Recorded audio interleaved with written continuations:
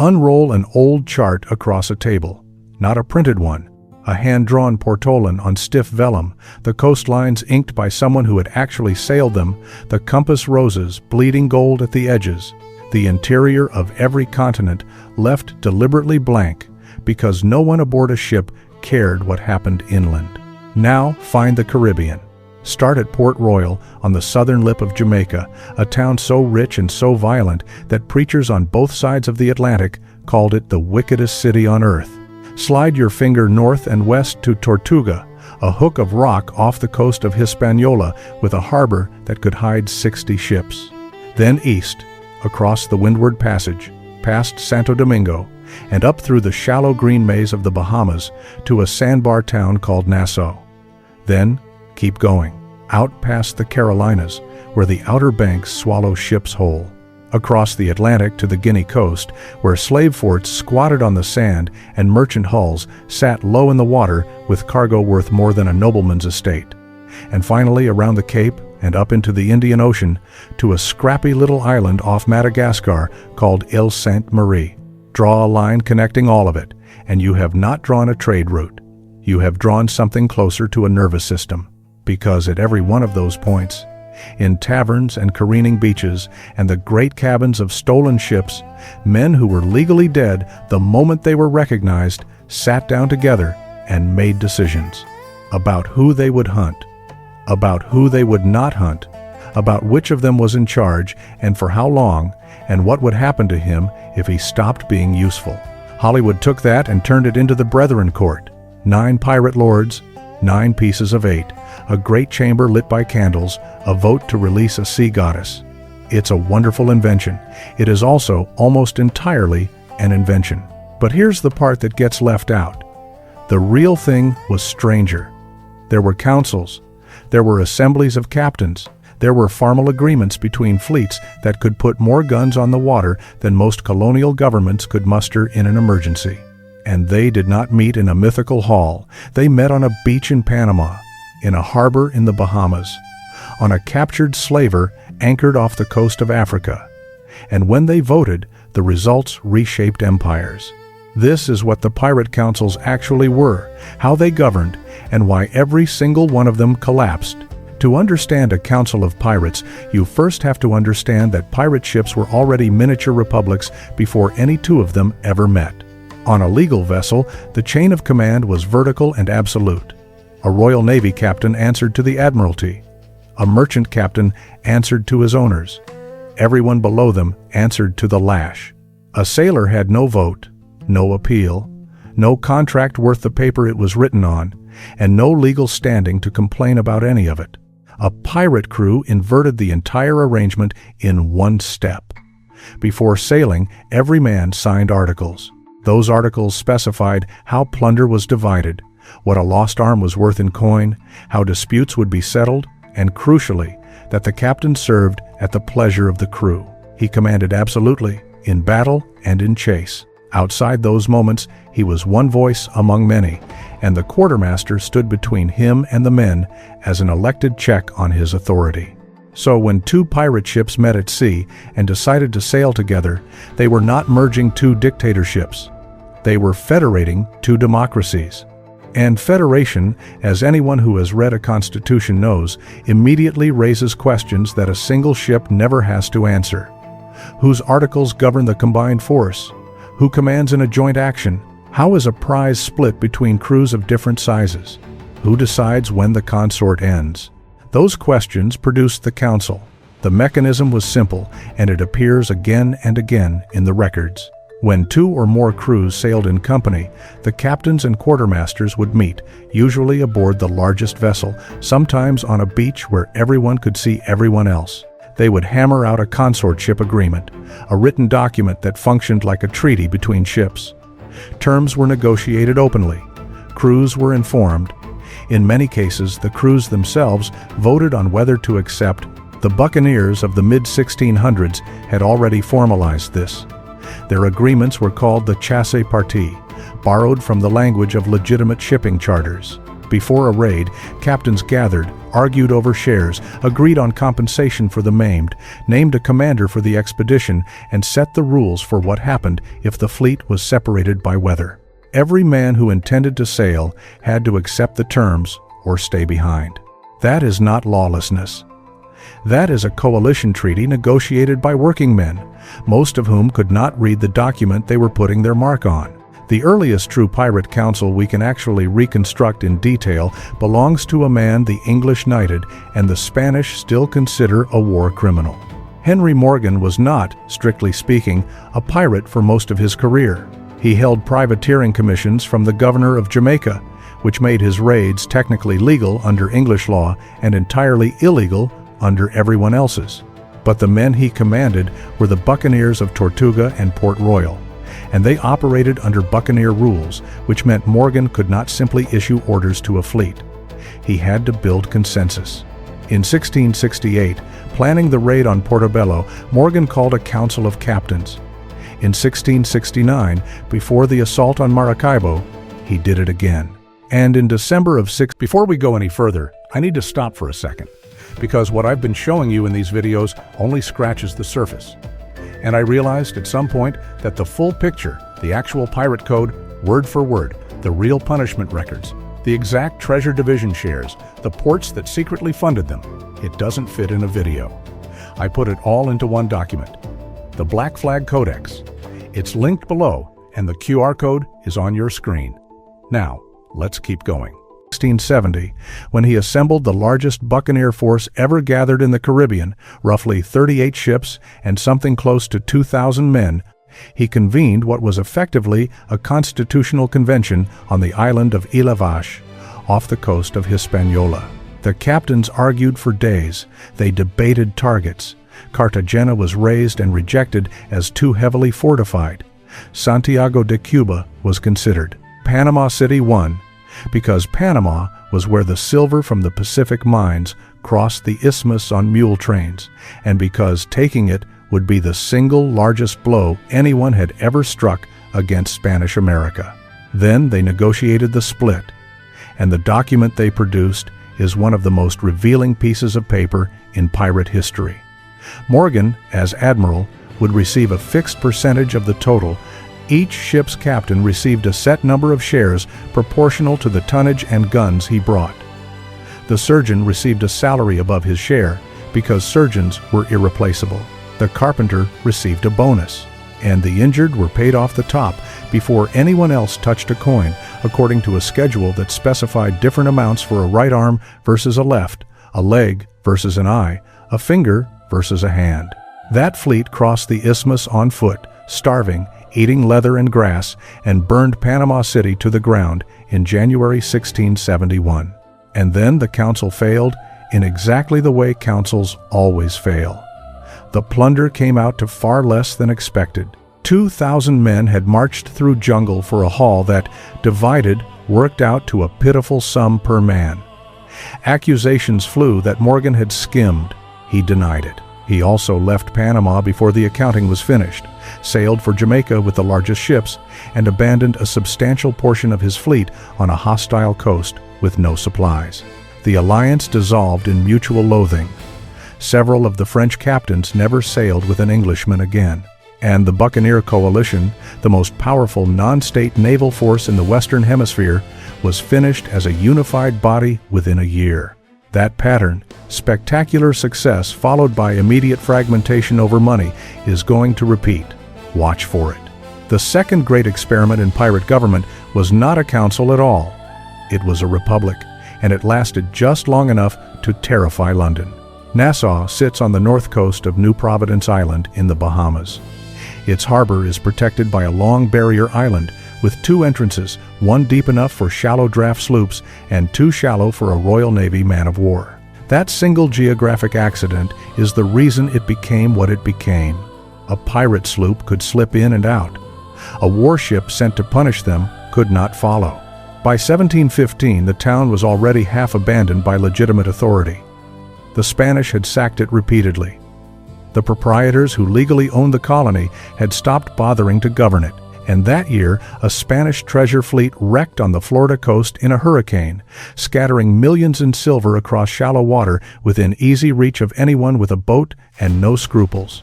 Every unemployed sailor in the Atlantic came running.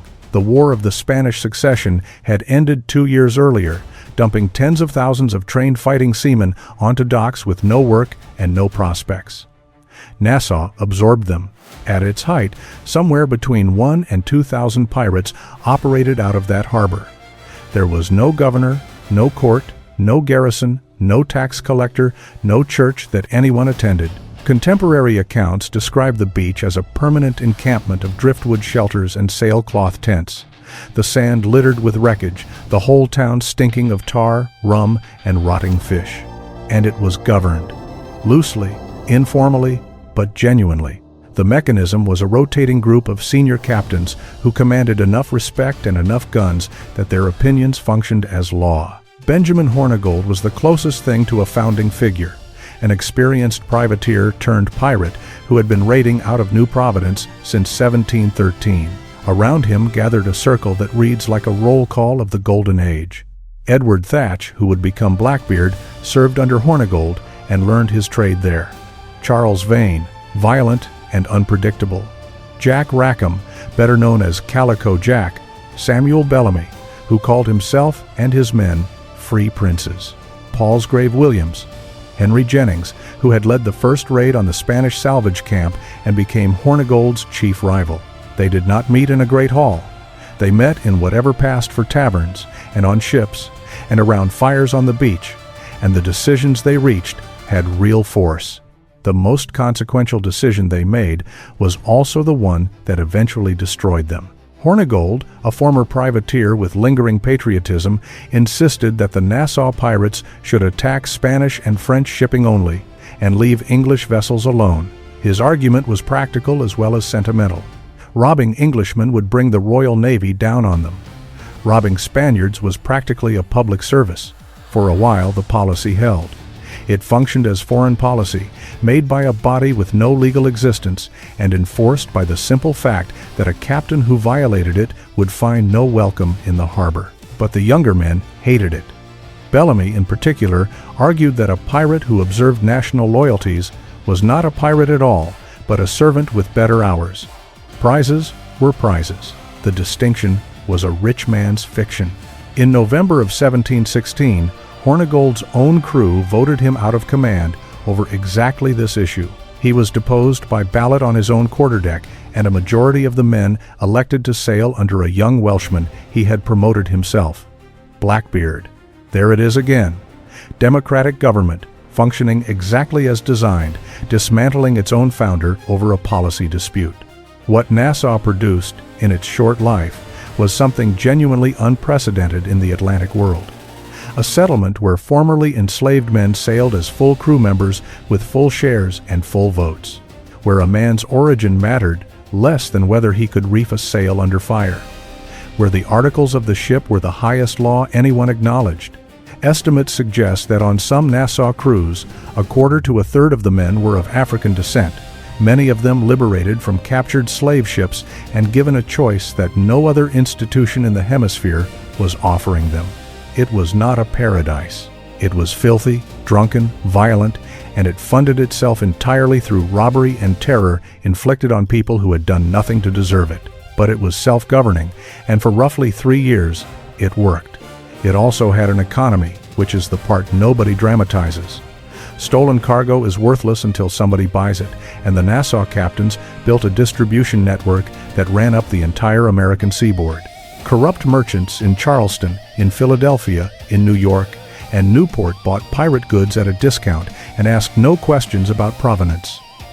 Colonial governors took their cut and looked at the horizon. Ordinary colonists, squeezed by English trade laws that forced them to buy manufactured goods at inflated prices from approved suppliers, were delighted to purchase sugar, cloth, wine, and ironwork from men who charged half the going rate. For a stretch of years, piracy functioned as a black market correction to imperial economic policy, and a considerable number of respectable people on shore quietly depended on it. That is a large part of why the Crown reacted the way it eventually did. It was not only losing cargo, it was losing control of its own colonial markets. Meanwhile, on the other side of the world, a different kind of council was taking shape. Ile Sainte Marie, a narrow island a few miles off the... Stop for a second. What you just heard about the Pirate Code is the part that rewrites everything you thought you knew. But it only lands when you see the actual shares, the exact fractions written into the Articles of Agreement, the punishments, the port records, the names of the men who funded them from government offices. It's all in the Black Flag Codex, linked in the description. 5 seconds. Grab it now, because what comes next builds directly on it. Link is below. QR code is on your screen. The northeast coast of Madagascar had everything a pirate could want.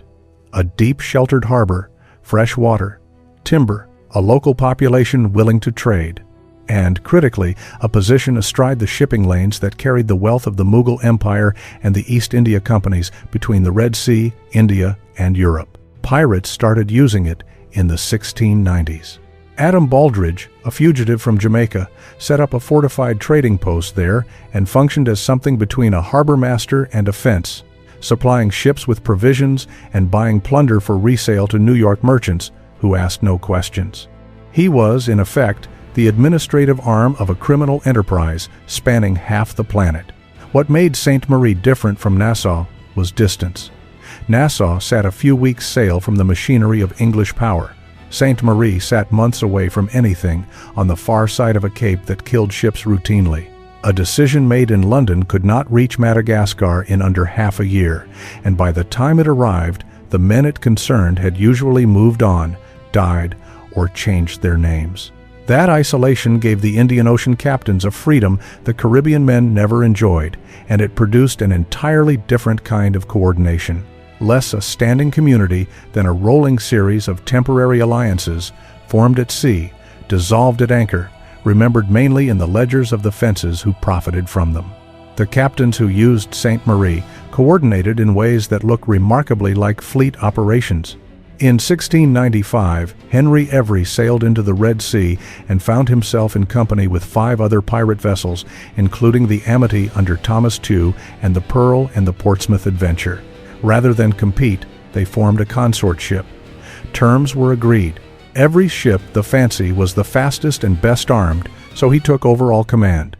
What that coalition did next changed history. They intercepted the Ganj-e-Sawai, the largest ship in the Mughal Emperor's personal fleet, returning from Mecca with pilgrims and treasure. The Fancy's first broadside dismounted a gun on the Indian ship and brought down her mainmast. What followed was a boarding action and an atrocity that lasted for days, and the plunder was staggering, the richest single haul in the history of piracy. The consequences were geopolitical. Emperor Aurangzeb, enraged, threatened to expel the English East India Company from India entirely and shut down trade worth a fortune to the crown. The company was forced to pay enormous compensation. And the English government issued the first worldwide manhunt in history, with a bounty on every that no pirate had ever carried before. A council of 6 pirate captains, meeting informally in the Red Sea, had come within an inch of destroying English commercial access to India. Every vanished. Tew was killed, reportedly disemboweled by a cannon shot, while still on deck. The alliance evaporated the moment the treasure was divided. Back in the Atlantic, the Nassau experiment was entering its final act, and it produced the one moment in pirate history that most closely resembles the Hollywood fantasy.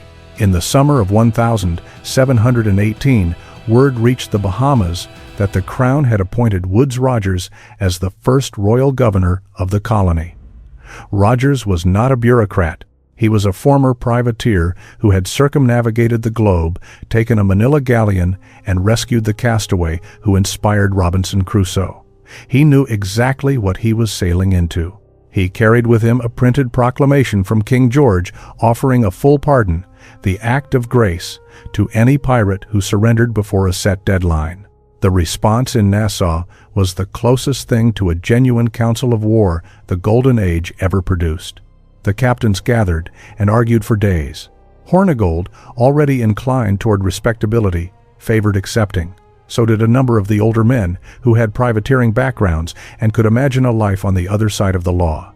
Charles Vane refused outright and argued that a pardon accepted was a noose deferred, that the Crown had broken faith with sailors 100 times and would do it again, and that any man who surrendered his ship surrendered the only leverage he had. The vote, such as it was, split the town in half. When Rogers's small squadron appeared off the harbor bar in July 1718, most of Nassau's pirates lined the beach and did nothing. Vane's answer was different. He set a captured French prize on fire, loaded it with powder, and sent it drifting into the anchored warships. In the chaos, his sloop slipped out through the shallow eastern channel, guns firing a defiant salute, and ran for open water. That was the end of the Pirate Republic. It lasted roughly 3 years.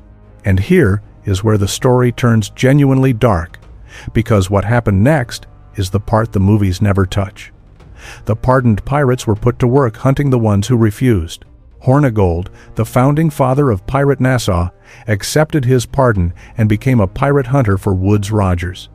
He captured his own former colleagues and delivered them for trial. 10 men were hanged on the Nassau waterfront in December 1718, and Hornigold's testimony helped put several of them there.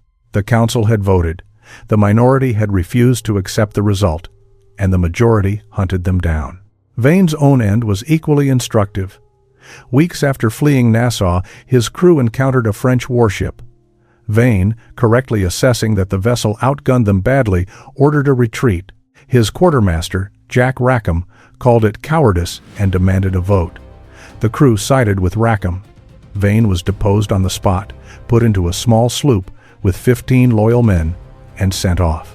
He was later shipwrecked, recognized by a former acquaintance, arrested, and hanged in Jamaica in 1721. The most successful pirate of the entire era understood these dynamics better than anyone, and he built his own system to survive them. Bartholomew Roberts took roughly 400 vessels in about 3 years, more than any pirate before or since. He was also, by every account, an odd man for the trade. He drank tea rather than rum. He dressed in crimson damask, with a diamond cross around his neck, and he governed his growing fleet with a set of articles so detailed that they read like municipal ordinances. Lights out at 8. No gambling with cards or dice for money. Weapons inspected and kept clean. No fighting aboard. Disputes settled ashore with pistol and cutlass under the quartermaster's supervision. Musicians granted rest on the Sabbath. Compensation for lost limbs paid from the common stock before any division. And every man a vote in affairs of the moment. By 1721, Roberts commanded not one ship, but a squadron. The Royal Fortune, the Ranger, the Little Ranger, several hundred men across multiple hulls, and a fleet that size cannot be run by shouting across water. It requires structure. Roberts appointed subordinate captains, but those captains still answered to their own crews, and the whole enterprise held together through a rolling series of councils where captains and quartermasters reconciled their articles and agreed on movements. He also understood something the Nassau men had learned too late. A pirate fleet that stays in one place dies. Roberts ranged from Brazil to Newfoundland to West Africa, never lingering, never allowing a permanent base that a navy could blockade. It bought him 3 years. In February 1722, off Cape Lopez on the coast of what is now Gabon, HMS Swallow found him. The Swallow's captain, Challoner Ogle, disguised his approach as a fleeing merchantman, drew the Ranger away, took her, then returned for the Royal Fortune. Many of Roberts's men were drunk on captured liquor. Roberts himself, dressed in his crimson finery, came on deck and was killed almost immediately by a blast of grape shot to the throat. His crew, honoring the articles they had signed, threw his body overboard in full dress before the ship was taken, so that no Englishman would ever display it in a gibbet. 52 of his men were hanged on the Gold Coast. The trial records from that mass execution are one of the richest surviving sources on how pirate crews actually governed themselves, because the accused, defending themselves, described their own constitutional arrangements in detail to men who found the whole concept incomprehensible. So what were these councils, really? Strip away the mythology and you find something with a recognizable shape. They were coalitions of small, armed democracies, negotiating with each other through elected representatives, operating under written treaties in a stateless environment. They had no permanent institution. There was no standing brethren court, no fixed membership, no continuity between one gathering and the next. Every council was assembled for a purpose and dissolved when that purpose was served or failed. They had no enforcement mechanism beyond reputation and force. A captain who broke a consortship agreement could not be sued. He could only be excluded, hunted, or killed, which meant that the entire system rested on the willingness of violent men to keep their word to other violent men, and that willingness held only as long as the arrangement was profitable, and they had no succession. When Hornigold left, Nassau did not appoint a replacement. When Roberts died, his fleet simply ended. Nothing outlived the individuals who created it. That is the fundamental reason there was never a true brethren court, and never could have been. Pirate governance was built for a ship. It scaled beautifully to a small fleet operating for a few months. It could not scale to an institution, because an institution requires permanence, and permanence requires a place, and a place can be found and burned. Every pirate leader who tried to build something lasting discovered the same thing. Morgan's coalition dissolved in accusations of theft. Nassau's republic split over a pardon and then cannibalized itself. Sainte Marie's captain scattered the instant the Mughal treasure was divided. Roberts's squadron lasted only as long as Roberts. The empires they stole from had something the pirates never did: continuity. A dead admiral was replaced within a month. A lost ship was rebuilt in a yard that would still be there next year. A treasury absorbed the loss and kept functioning. The Royal Navy could lose 10 engagements and win the 11th, and the 11th was the only one that mattered. A pirate council could win everything and still evaporate the moment the money was counted. And yet, consider what those men actually built in the space they had, with the materials available. In an era when the vast majority of Europeans had no vote in anything, pirate crews held elections. When naval captains could flog a man to death for insolence, pirate quartermasters mediated disputes between the leadership and the crew. When merchant owners took 80% of a voyage's profit, pirate articles capped the gap between the best-paid and worst-paid man aboard at roughly 2 to 1. When an injured sailor on a legitimate ship was dumped on a dock with nothing, pirate articles guaranteed him a payout from the common stock before anyone else was paid. When the entire Atlantic economy was built on racial slavery, some pirate crews gave formerly enslaved men a share, a weapon, and a vote. None of that makes them good. They were thieves. Their income came from terrorizing merchant crews who were as poor and as trapped as they had been. They tortured captives for information about hidden cargo. They burned towns. Men like Edward Lowe committed acts of sadism that disgusted other pirates. The councils governed how pirates treated each other and said almost nothing about how they treated anyone else. But the arrangement they invented, or rather rediscovered independently, dozens of times in dozens of separate crews across 3 oceans and 80 years, keeps arriving at the same conclusions. Split the power, elect the leader, write it down, pay the injured first, let every man speak. That is not an accident. That is what people build when they have been ground down by arbitrary authority and finally get the chance to design something themselves. The councils are gone. The Act of Grace, the mass hangings, the convoy system, the arming of merchant vessels, the expansion of admiralty courts with the power to try and execute pirates without a jury in the colonies where they were caught. All of it closed the window. By 1730, the Golden Age was finished. Piracy continued, as it always has and still does, but the scale and the culture and the strange floating parliaments were over. Go back to the chart on the table. Port Royal is mostly underwater. An earthquake in 1692 dropped 2/3 of the wickedest city on earth into the harbor, and it is still down there, streets and foundations and taverns, visible to divers on a clear day. Tortuga is a quiet Haitian island. Nassau is a cruise port where ships the size of city blocks disgorge tourists onto a waterfront where 10 men were hanged in 1718.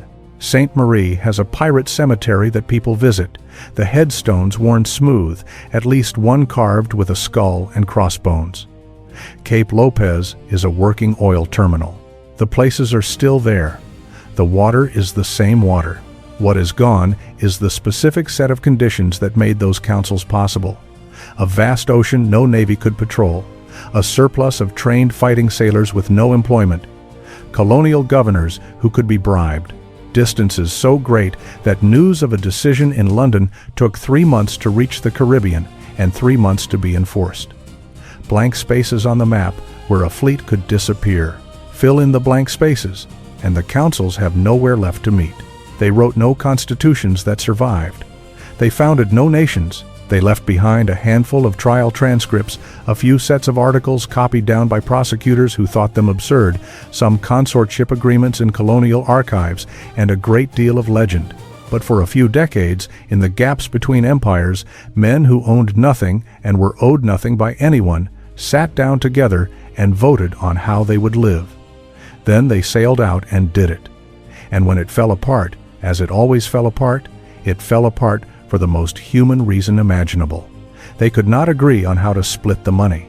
That was the Brethren Court, not 9 lords in a candlelit hall.